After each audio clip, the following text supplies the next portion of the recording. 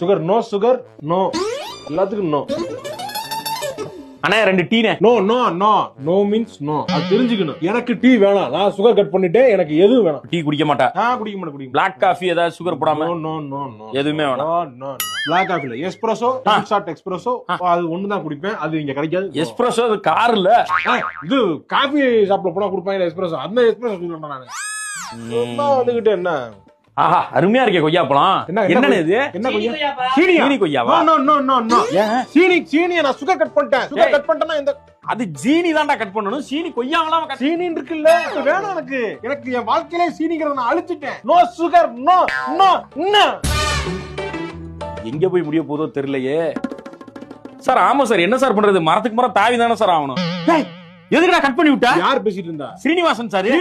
சீனி இருக்குல்ல, கட் பண்ணிட்டேன். சுகரை கட் பண்ணா எதுவுமே இருக்க கூடாது. அது நீ கட் பண்றா, நான் பேசுறப்ப எனக்கு எதிரா கட் பண்ணி விட்டா? டாக்கறல சீனின்னு பேசி, அதனால எனக்கு வேணாம் அது. சார் சார் இல்ல சார், இவன் மெண்டல் சார்.